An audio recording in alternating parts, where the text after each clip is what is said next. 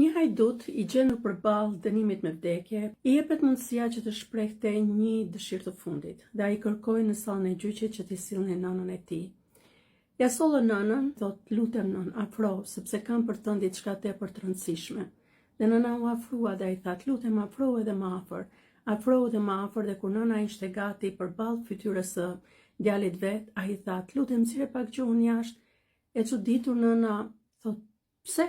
E thot, nxirre sepse dua të them diçka. Nëna nxjerr gjuhën dhe i biri ja kafshon. Ai tha, nën, kur unë vdija, ti më thoshe të lumt. Bravo, sa i Zoti që je biri im.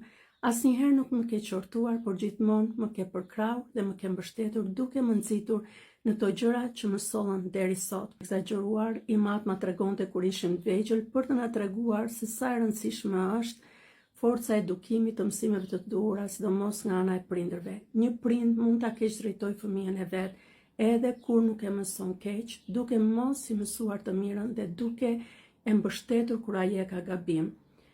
Ajo që ndodhi mbrëm në Big Brother, nuk dua të futem në gjithë historikun, si filloi, a kishte faj, s'kishte faj, ishte mbushur kupa. Unë dua të them që dhuna asnjëherë nuk është zgjidhja e duhur, sepse konsekuencat e saj janë shumë më të mëdha mbi jetën e personit që ushtron dhunën.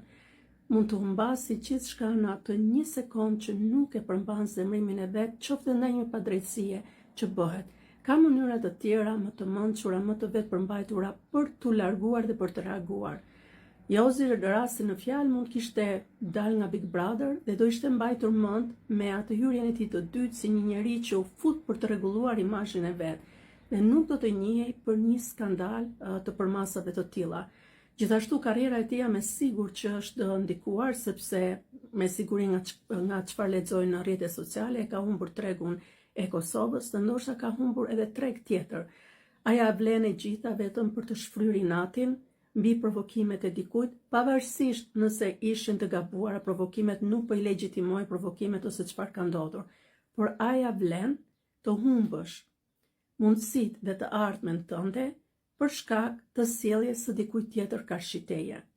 Dhuna nuk është asnjëherë zgjidhje. Mësojini fëmijët tuaj që kur janë të vegjël që dhuna nuk është asnjëherë zgjidhje, por që të vetë përmbahen, sepse kush vetë përmbahet është më i fortë se një ushtri dhe një qytet i tërë. Zoti ju bekoft.